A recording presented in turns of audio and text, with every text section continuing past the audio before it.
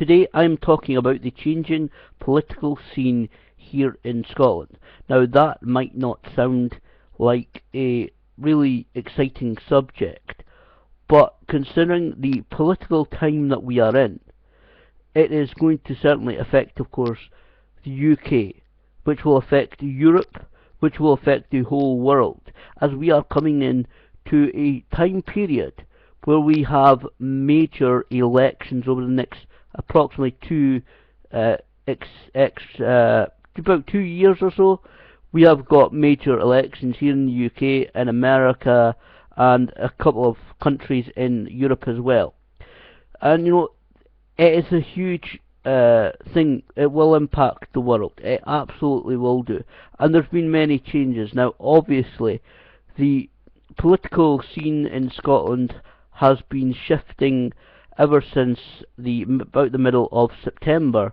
September 18th was the day that Scotland went to the polls and voted no in the independence referendum. Now, obviously, we have seen major changes within the political scene and parties here in Scotland since that vote. Now, on the 19th, the day after the election took place and after the results was announced, we saw the resignation of the First Minister, Alex Salmond.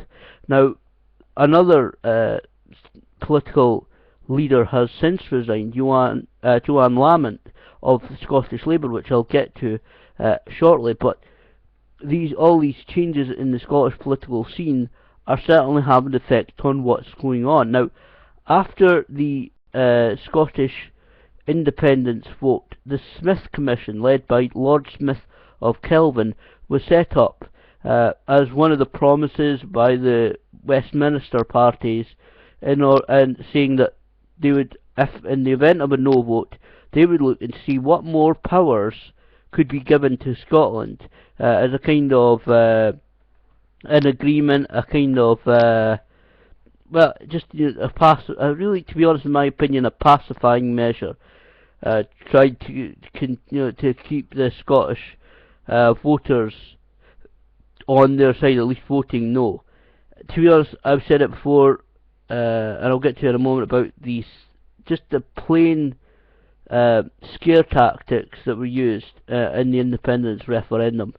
The Smith Commission have made their report public a couple of days ago. You can read it online. I haven't gone right the way through it, but some of the recommendations involved in the Smith Commission, which is a kind of white paper, is like Lord Smith of Kelvin has met with representatives of all the Scottish major political parties, and they have discussed what powers that Scotland would like, what powers Scotland can actually hold legally and obviously logistically as well. What the Scottish Parliament are able to handle, and they've kind of made a kind of a joint agreement of at least some of the recommendations to discuss. This is not a legal binding thing, as in this is exactly what is happening. This is really more of an initial agreement to see these powers, or see what really to take a look at these. I'm not putting it well, but really just to take a good look at these kind of things, including full devolution of income tax rates and bans, assigning a portion of VAT revenues raised in Scotland to the Scottish budget, giving Holyrood control of air passenger duty, and eventually the aggregates tax, devolving welfare measures, some of which have been taken out of the final report, but we're not entirely sure exactly which ones were cut, unfortunately, because they're not making that public yet. Retaining UK control of all benefits being merged into universal credit, while introducing some devolved flexibility over aspects such as the frequency of payments. Devolving the work programme. Now, I know certainly as an unemployed person there is, and I was just at a course on Monday when we were going over it and discussing it and being told about some of the changes.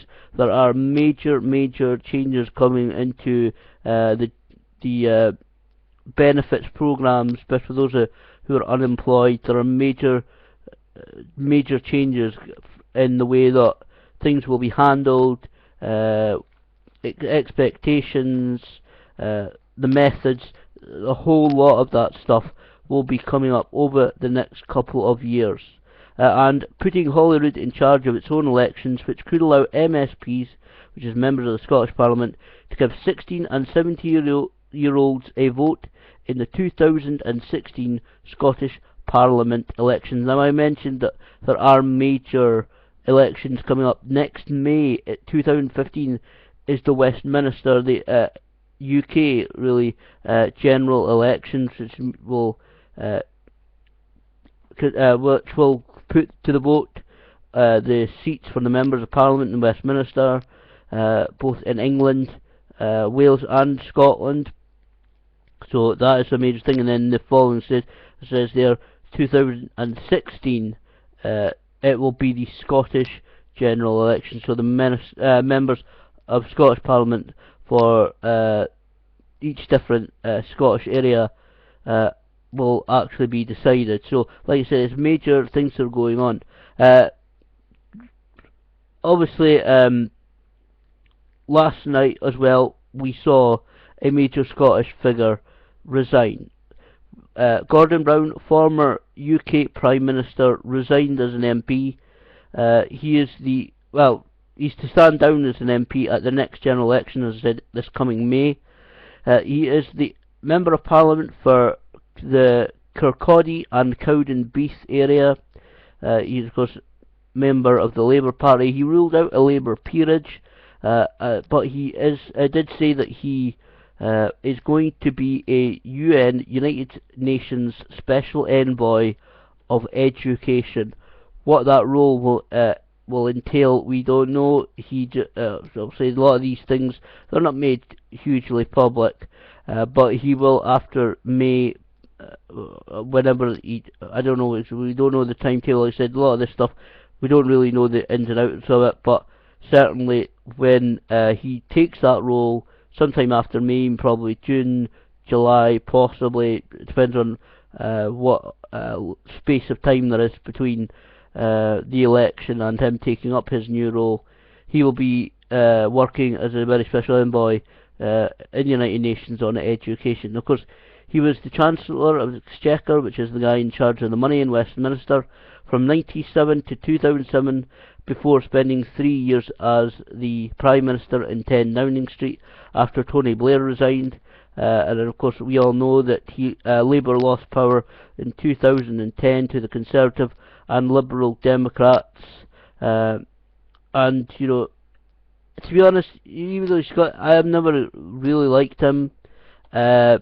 He was certainly, I looked from my opinion, that he was certainly going to resign during the summer, but it was almost as if he was a soldier called out, like a reserve soldier called out of kind of retirement.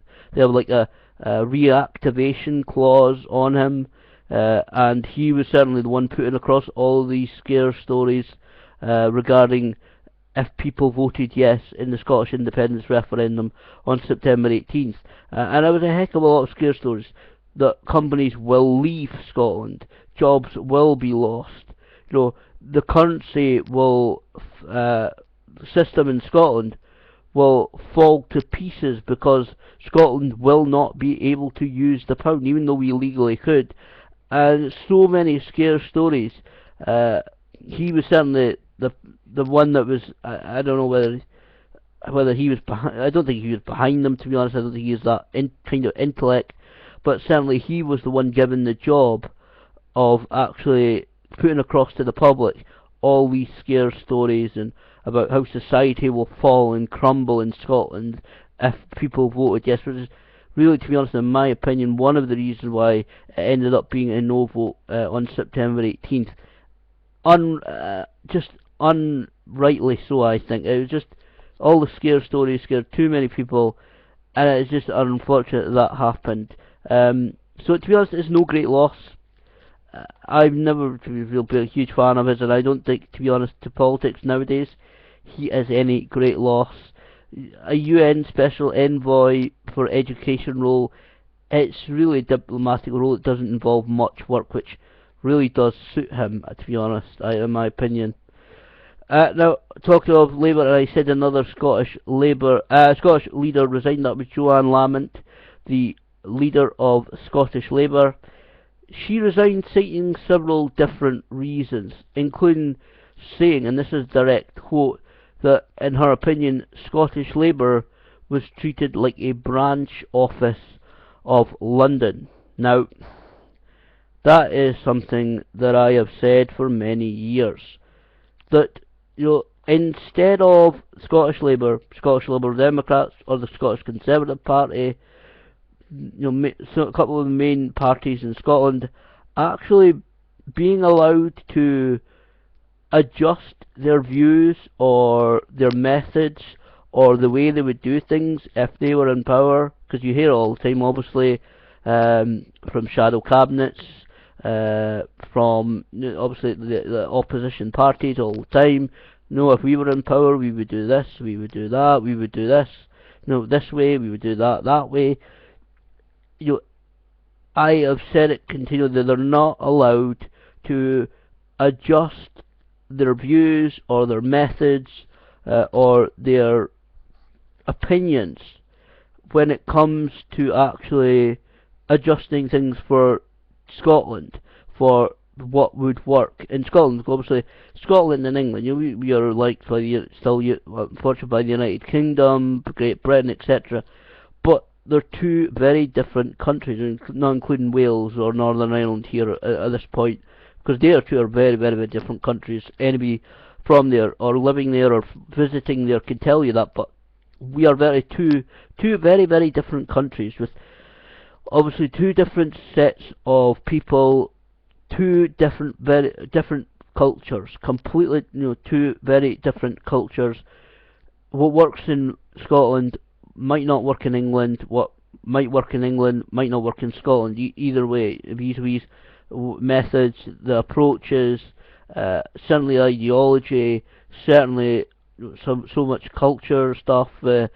It doesn't work in each country, and that's why you get see so much different in European politics for hundreds of years, which has obviously led to many wars, etc. But it's completely different attitudes. You might think a lot of people, and it still annoys me. It's still one of the reasons why I voted yes, because I heard it a few times this morning on TV about talking about the UK culture, and even a couple of guys say, "Oh yeah, that's England for you," and they were talking supposedly about UK and Great Britain, but then they were talking, "Oh yeah, well that's great, that's great England for you," and it just annoys me. But certainly, in my opinion, the Conservative Party, the Liberal Democrats, the Labour Party, they do not allow them they're not allowed to adjust themselves to different approaches, different methods, like you said.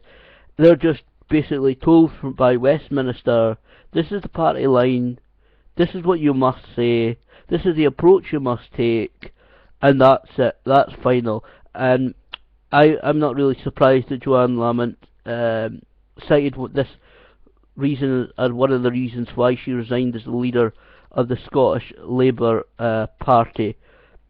She resigned actually nearly a month ago, October 24th, and it will be in another about a week or so, around about the 10th, 11th of December, I believe, that we will find out who the new Scottish Labour leader is.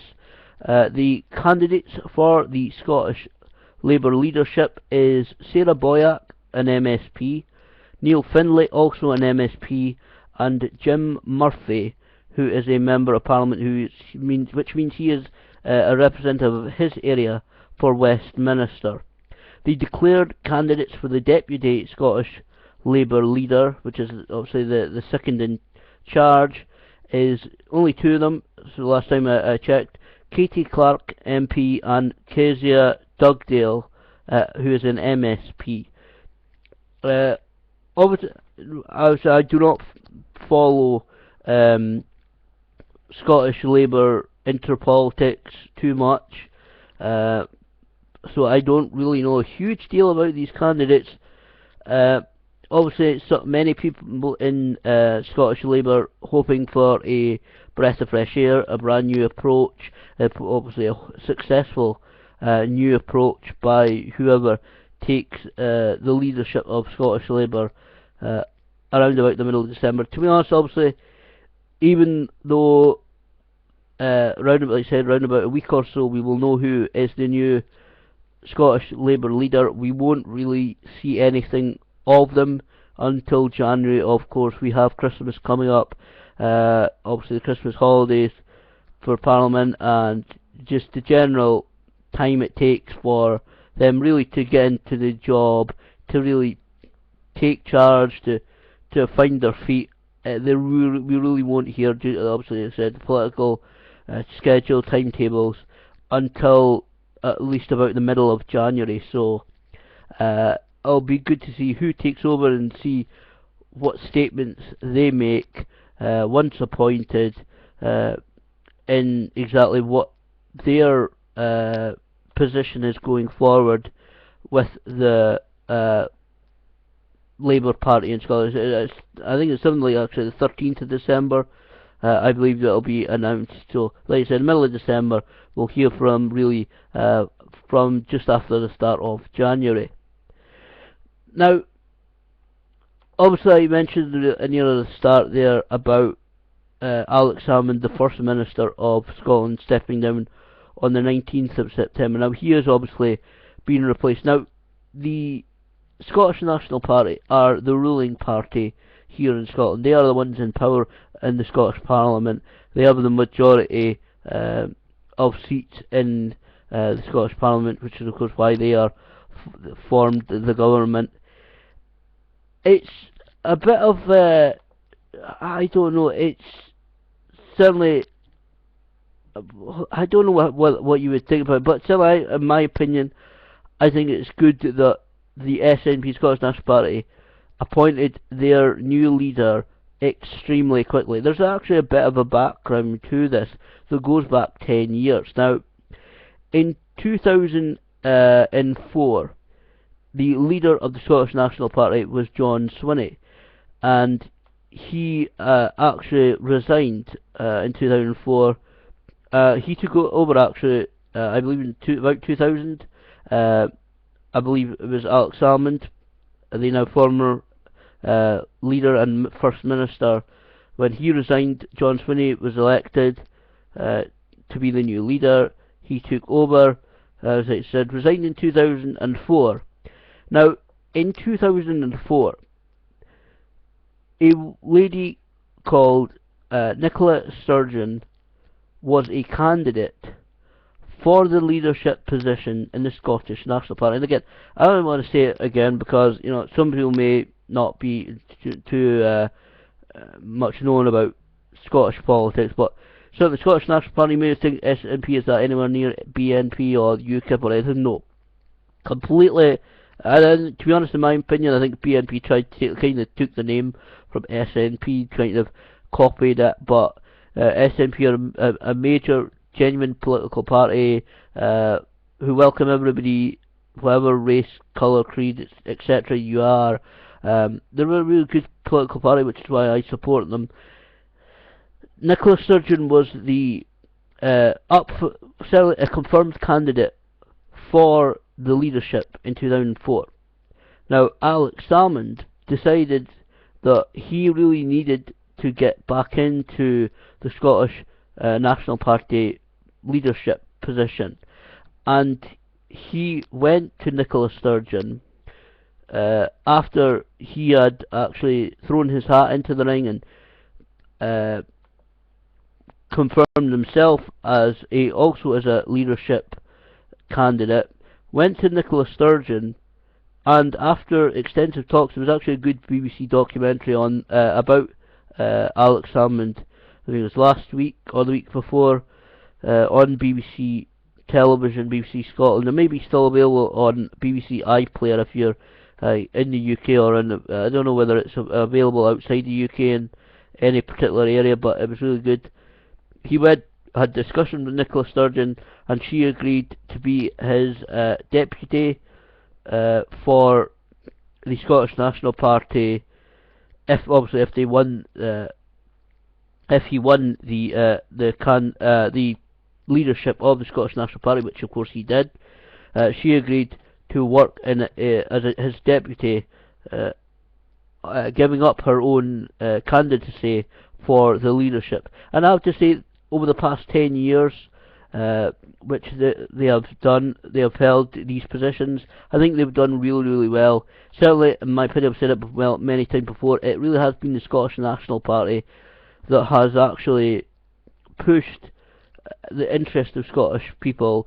I've said it before, it's mentioned in about 1997, and Scottish, about 97, Scottish Labour came into power, and one of their promises was the Scottish devolution referendum. That really wasn't their decision. It was really the Scottish people. I've said it many times, I'll say it again. It really was the Scottish people at that point. I remember really clearly, obviously, it was the Scottish people that were really pushing for a referendum on devolution. So several of the political parties actually had that as one of their election promises to have if they were to be voted in 1997. Several of them, including Labour and Conservative, promised a devolution referendum to see whether the Scottish people wished their own parliament, their own devolved parliament, obviously, which we got. So certainly, Nicola Sturgeon and Alex Salmond worked together for 10 years. She was very quickly voted in now as the new Scottish National Party leader, and of course, really just it was I can't remember the word, but it was just really the stuff she had to go through to become also now the First Minister of Scotland, which is is unique because she is the actually the first female First Minister of Scotland ever. Even obviously 100 years ago when Scotland had their own parliament, there was certainly no female politician. I don't even think there was that many around at the time. Obviously, some people kind of overlook when they're looking at history that some women did act in the interests, in charge of the interests of their husband if their husband was away. Because obviously, you look at various wars that went on 100 years ago. All the men would go off to war and be away for some time. So some women would act supposedly under instruction from their husbands.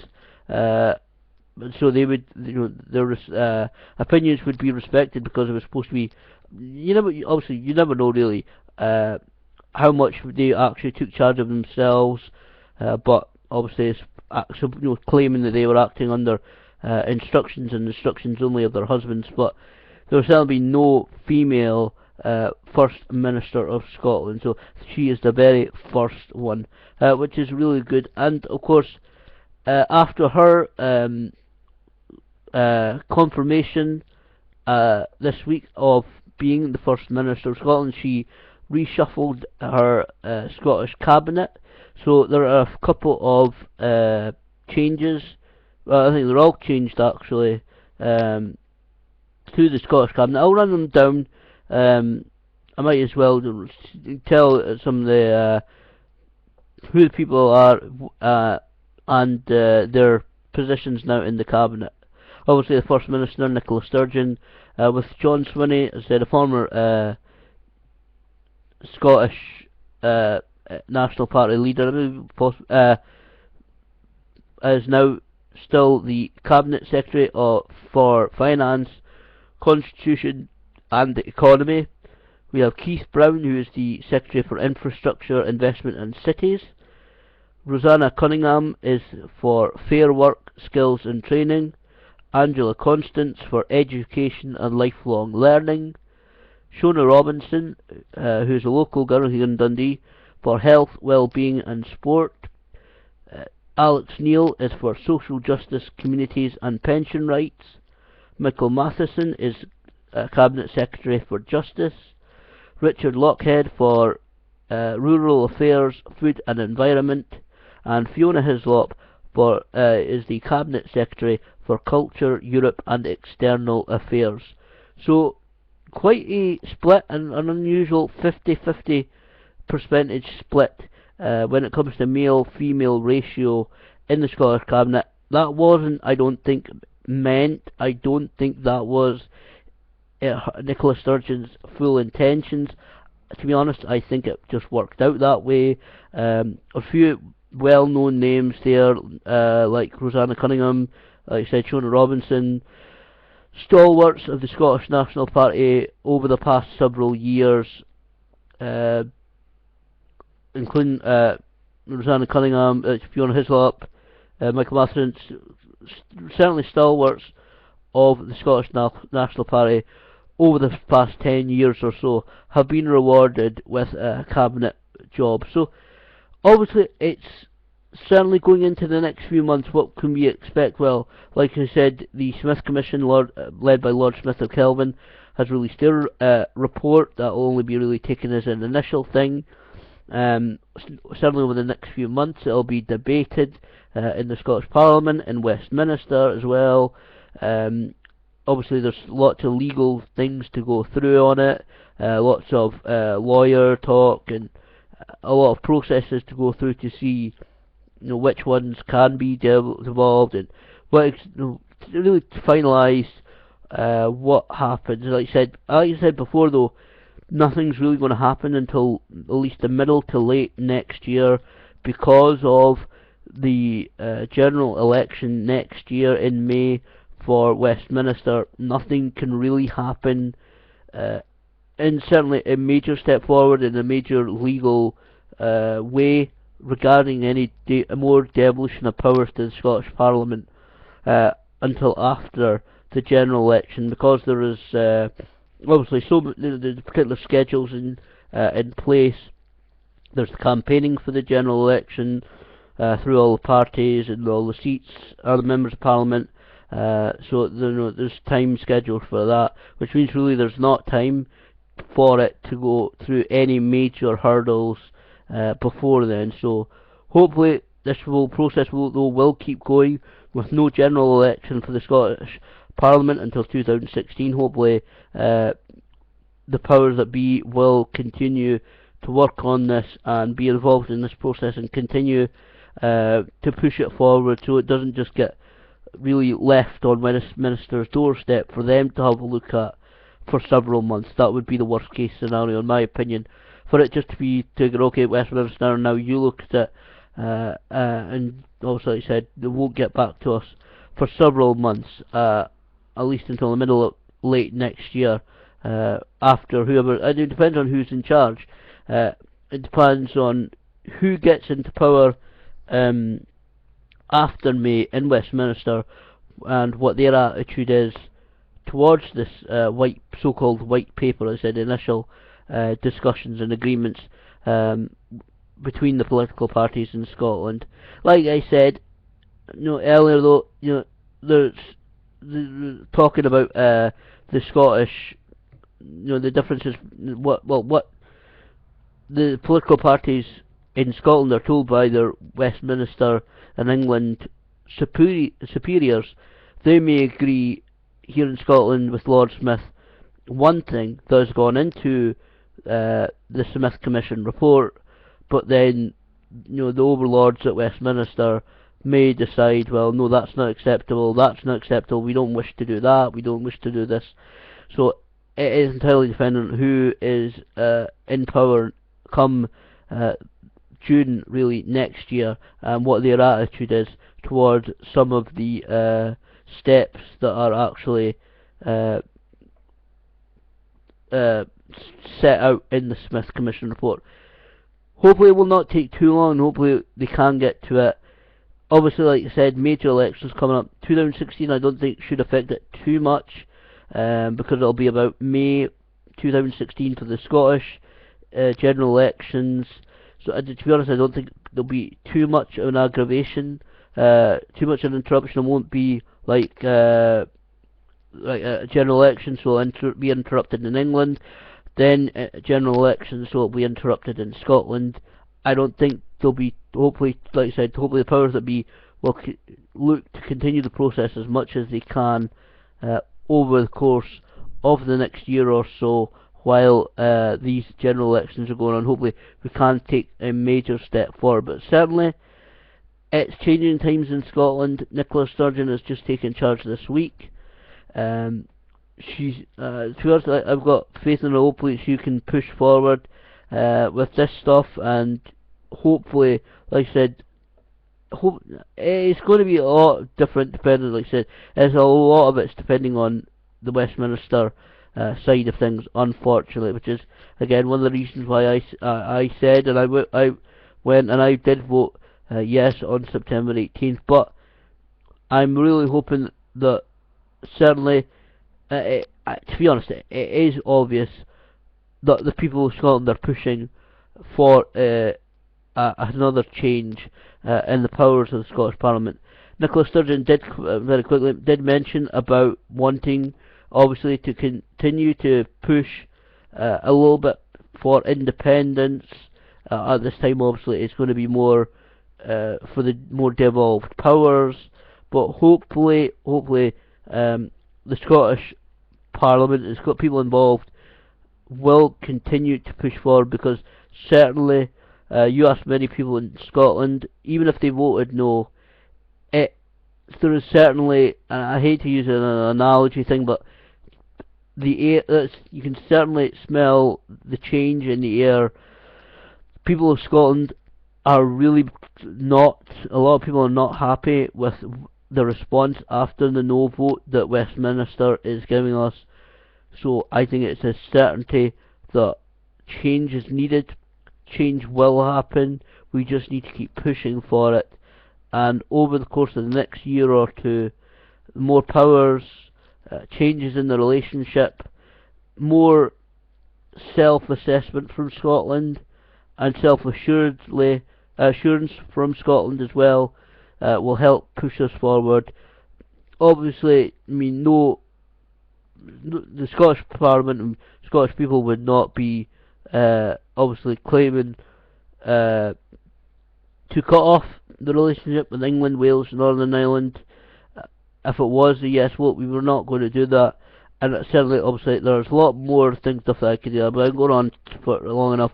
And when things about Europe, the Conservatives want to cut the UK out of Europe. That's something I don't agree with. So, there's so many issues at hand for Scotland. Hopefully that we can discuss, continue to improve upon, and really bring the changes to our country that we need over this coming 2015.